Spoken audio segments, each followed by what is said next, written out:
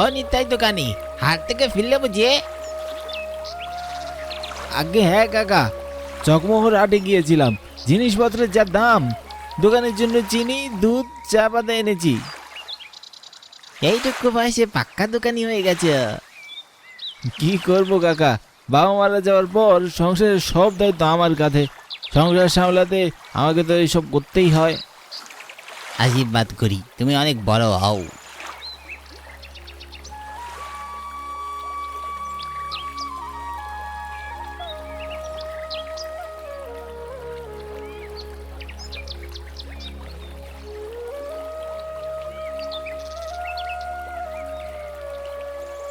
নৌকা থেকে নেমে আমি গায়ের পথে হাঁটা ধরি।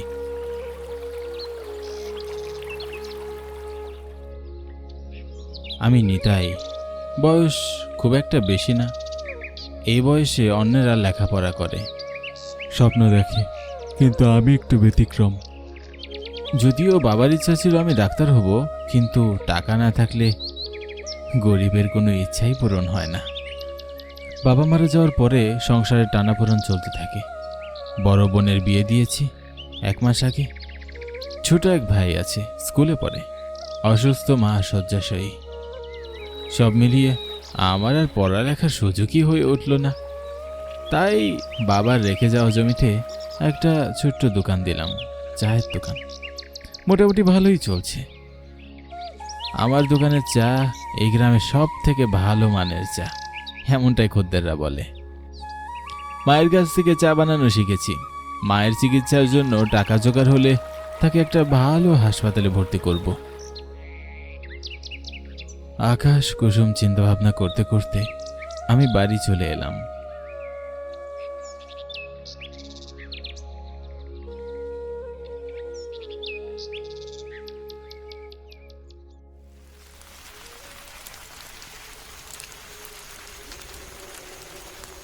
দাও বাচ্চা, কড়া করে 1 কাপ চা দাও দেখিনি। এই বৃষ্টি ভেজা সন্ধ্যায় তোমার দোকানে চা না গেলে তো শান্তি পাচ্ছি না। নিতাই চা দিবে তাতে কোনো সন্দেহ নাই, কিন্তু আজ তো তোমায় আমরা ছাড়ছি না কাকা। আজ আমাদের একটা ভূতের গল্প শোনাতেই কিন্তু ওই বই খোয়া দিলাম। ও রুচি ঠিকই বলেছে। এই বৃষ্টি ভেজা সন্ধ্যায় 1 কাপ চায়ের সাথে দিয়ে তোমার মুখে গল্প শুনতে একদম জমে কিন্তু ক্ষীর হয়ে যাবে বলে দিল। ঠিক আছে, এত করে যেহেতু বলছিস, একটা গল্প তো শোনাতেই পারি, তবে একটার বেশি নয় কিন্তু। হ্যাঁ, আকাশের অবস্থা খুব একটা ভালো না, তাড়াতাড়ি বাড়ি যেতে হবে। ঠিক আছে। আমি সকলকে চা দিয়ে নিজে 1 কাপ চা নিয়ে হরিহর কাকার গল্প শোনার জন্য অধীর আগ্রহে তার পানে চেয়ে আছি। হরিহর কাকা কিছুক্ষণ চুপ থেকে বলতে শুরু করে, তোরা তো জানিস আমি জীবিকার তাগিদে বহু পেশায় জড়িয়েছি। কখনো নৌকা চালিয়েছি, তো কখনো ক্ষেত খামার করেছি, সুবিধা করতে না পেরে রিক্সাও চালিয়েছি, হাসপাতালের লাশের গাড়িও চালিয়েছি কিছুদিন। মর্গে থেকে লাশ নিয়ে ছুটেছি তাদের আত্মীয় স্বজনের কাছে লাশ পৌঁছে দিতে। তো কাজটা করতাম রাতের বেলা। এমনি এক রাতে আমি নির্জন নিস্তব্ধ রাস্তায় লাশের গাড়ি চালিয়ে যাচ্ছিলাম। গাড়িতে যে লাশটা ছিল সেটা ছিল এক মধ্যবয়সী মহিলার। হাসপাতালের ওয়ার্ড বয়ের মুখে শুনেছি সে নাকি আত্মহত্যা করেছিল। মহিলার ঘরে একটা চিরকুটে মহিলাকে পোস্টমর্টম না করার জন্য লেখা হয়েছিল, কিন্তু আত্মহত্যার লাশ পোস্টমর্টম না করলে পুলিশ তদন্ত করতে পারবে না। লাশ নিয়ে আমি যখন জয়দেবপুরের কাছাকাছি রাস্তায় প্রবেশ করি, তখনই সামনের রাস্তায় বড় একটা গাছ পড়ে থাকতে দেখি। এই রাস্তার আশেপাশে গাছপালা ছাড়া আর কোনো লোকালয়ও নেই। এত বড় গাছ রাস্তার মাঝখানে কি করে এলো বুঝতেও পারছিলাম না। আমি গাড়ি থেকে নেমে রাস্তার গাছ সরাতে লাগলাম।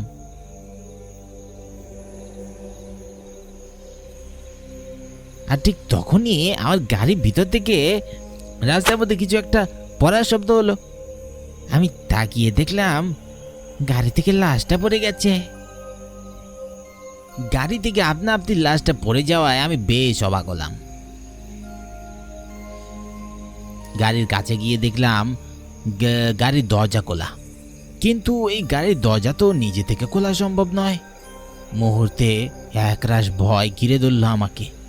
নিস্তব্ধ এই রাতের বেলা আশেপাশে কোনো জনমানবের চিহ্ন পর্যন্ত নেই।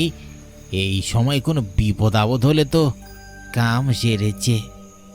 মাঝ রাস্তায় বড় গাছ পড়ে থাকা, লাশের গাড়ি থেকে লাশ পড়ে যাওয়া, সব কিছু আমার কাছে কেমন যেন এক অদ্ভুত ভুতুরে লাগছিল।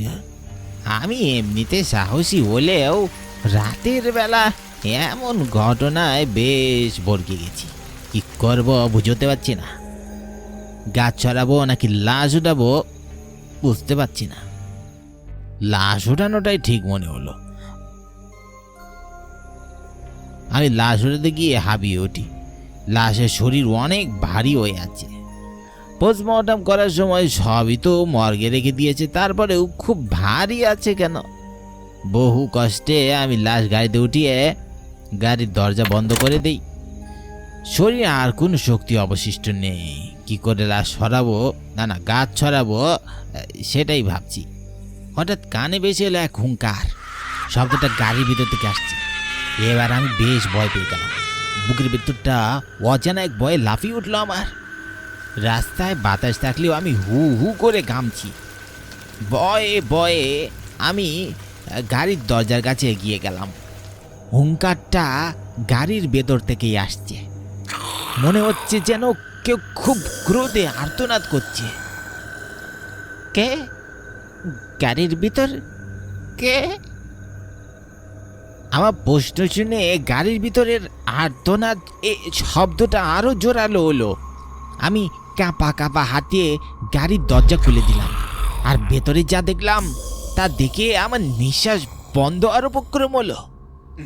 ভয়ঙ্কর চেহারায় এক অশরীরী আমার দিকে হুঙ্কার যাচ্ছে। তার সারা শরীর থেকে রক্ত ঝরছে।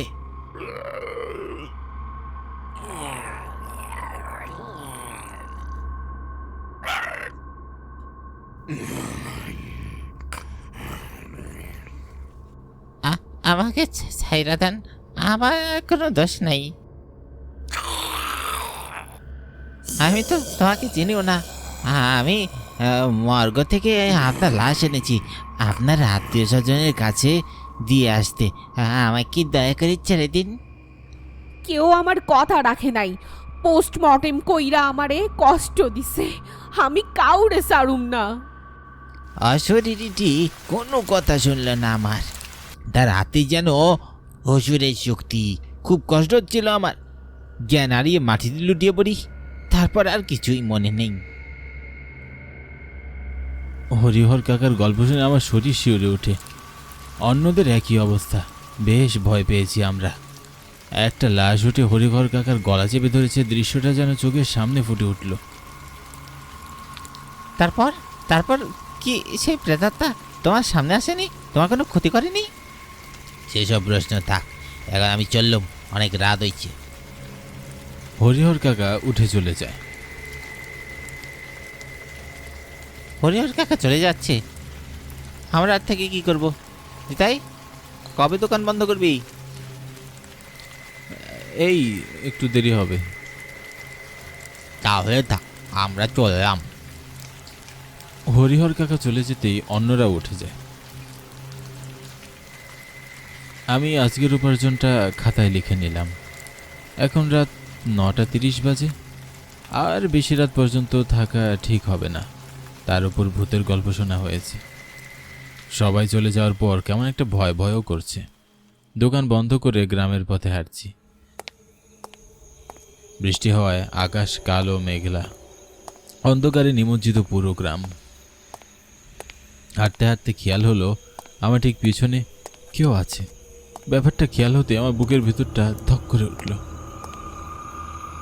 আমি পিছনে ফিরে তাকালাম। কি আশ্চর্য, পিছনে কেউ নেই।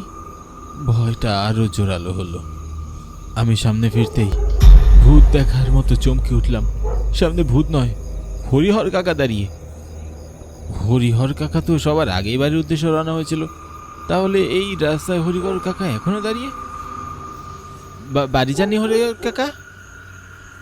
ভাবলাম তোর সাথেই যাই।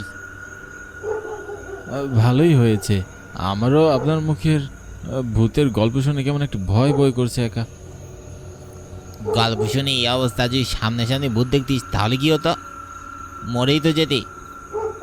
মরে যাবো কিনা তা তো জানি না, কিন্তু এ মুহূর্তে আমার অনেক ভয় করছে। গল্প শুনে তোর মনে হয়নি আমি কিছু একটা বলিনি তোদের? কি বলনি কাকা? এই যে সেদিন রাত্রে ভূতটা যখন গলা চেপে ধরল, তখন আমি বেঁচে ফিরলাম কি করে? হরিহর কাকার কথায় আমার মনে প্রশ্ন জাগলো। সত্যিই তো, ভূত যদি গলায় চেপে ধরে তাহলে তো নির্ঘাত মানুষের মৃত্যু হবে। সে বেঁচে ফিরল কি করে? আশেপাশে কাকাকে বাঁচানোর মতো লোকজনও তো ছিল না। সেদিনে যে মহিলাটি কোথায় আছে জানতে চাস? হ্যাঁ, কোথায় আছে সে ভয়ঙ্কর আত্মা? আমার কথা শেষ হতে না হতে হরিহর কাকা খুব অস্বাভাবিকভাবে হাসতে লাগলো। হাসির শব্দে আমার বুকের ভিতর কেঁপে উঠল। দেখতে দেখতে হরিহর কাকা এক অস্বাভাবিক প্রেতাত্মায় পরিণত হলো। ভয়ঙ্কর চেহারা এক প্রেতাত্মাকে দেখে আমি ভয়ে কাঁপতে লাগলাম। চোখ ঝাপসা হয়ে এলো, মাথা ঘুরতে লাগলো। কেন হারিয়ে বাড়িতে লুটিয়ে বললাম। তারপর আর কিছুই মনে নেই।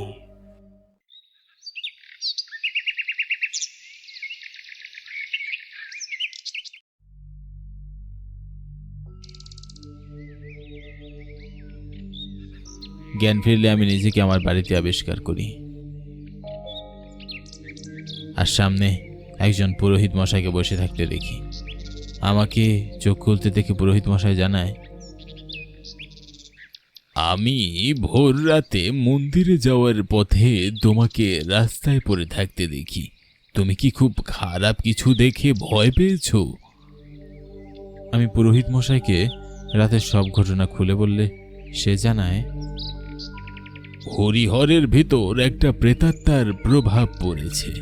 সে মাঝে মাঝেই অস্বাভাবিক আচরণ করে সবাইকে ভয় দেখায়, এমনটাই তার পরিবার আমাকে জানিয়েছিল। আসলে সেদিন রাতে হরিহরের ভিতর সে ভয়ঙ্কর মহিলার আত্মা প্রবেশ করে, আর তাই হরিহর মাঝে মাঝে ওই গ্রামের মানুষদের ভয় দেখায়। বেশ কয়েকবার আমি হরিহরকে মন্ত্র পড়ে বশে এনেছি, কিন্তু মাঝে মধ্যে সে বশ থেকে বেরিয়ে অস্বাভাবিক আচরণ করে। আজ একটাবার হরিহরের বাড়ি গিয়ে ওকে দেখে আসতে হবে, না হয় ওর ভিতরের খারাপ আত্মা এই গ্রামের মানুষের অনিষ্ট করবে। পুরোহিত মশাইয়ের মুখে এসব কথা শুনে আমি প্রচন্ড ভয় পাই। বেশ কয়েকদিন আমি বাড়ি থেকেই বের হই না। এই ঘটনার এক সপ্তাহ পরে আমি আমার চায়ের দোকান খুলি। আজ পুরোহিত মশাই আমার দোকানে চা খেতে এসেছে, আর তখনই হরি কাকা আমার দোকানে আসে।